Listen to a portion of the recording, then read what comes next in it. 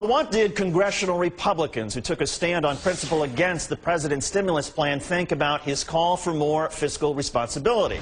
Joining us now, Congressman Issa, a Republican from California, ranking member of the Government for Oversight and Government Reform Committee. He attended the president's fiscal summit today. And Congressman, what do you think about what President Obama had to say about fiscal responsibility?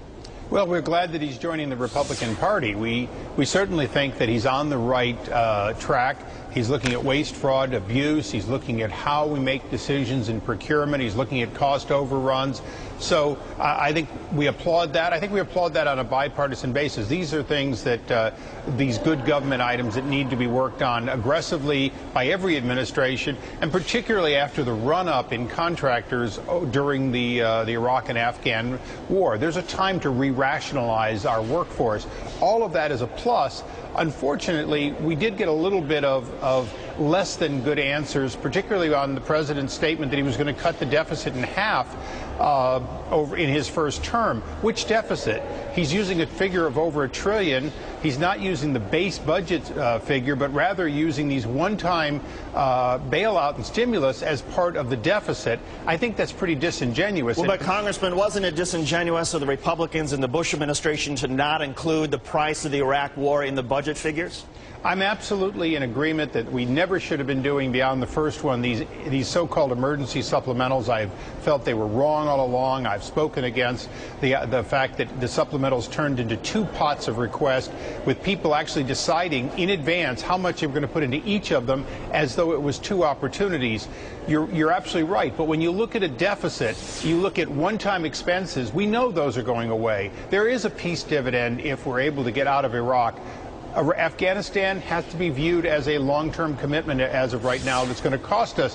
But at the same time, when you look at $350 billion that went out in TARP money, that certainly has to be considered to be something that even if there's another 350 in this year, both of those have to be set aside when you're going to set a goal to go from the roughly $500 billion of deficit to $250 billion. So we are a little concerned that the number has to be established. Half of what? The half has to be of the non-war base deficit, which has crept up, which is an extremely great problem. And I agree. The president said we shouldn't use the fuzzy numbers of the past, including, I would assume, the last 2 years of a Democrat Congress.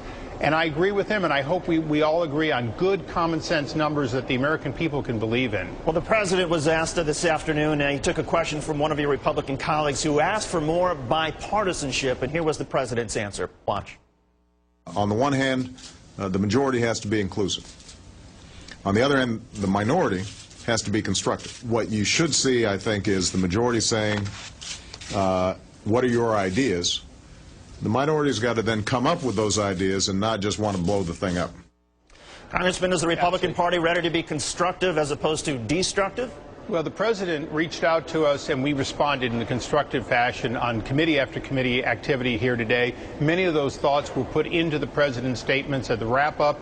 We intend to continue to work with him. So I'm very pleased that today was the beginning of an outreach by the Democrat Party, but only... But didn't the president reach out several weeks ago on the stimulus? I mean, today wasn't the beginning of outreach. That outreach started several weeks ago. No. Speaker Pelosi made the decision to announce a conference decision before she called a conference. It's very clear there never was any outreach in the House.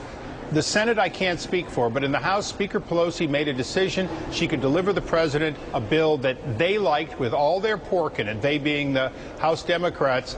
And the president today, in his wrap-up, he was talking about 15% or more. Well, regardless of who shut out who, are you guys ready to move on? I mean, I think that seems to be the bottom line, is regardless of who's responsible or who made the mistakes a couple weeks ago, is this a new day in terms of dealing with the budget? Every day is a new day when it comes to us standing for doing the right thing with the other party, for the American people. Every day is the right day to say we won't tolerate race, fraud, abuse, or pork regardless of the reason, being thrown into budgets. That's part of our most important responsibility, is when we see $8 billion into a train to Sin City as part of a stimulus, we reject it. Congressman, there's no project for a train from California to Las Vegas. You Republicans know better. It's $8 billion. It's going to the Department of Transportation. And a Republican, Ray LaHood, he was a Republican in your Congress, he's the Transportation Secretary who gets to decide where the money is spent. It is wrong to say that there's a project from L.A. to Las Vegas. It's not in the bill, Congressman.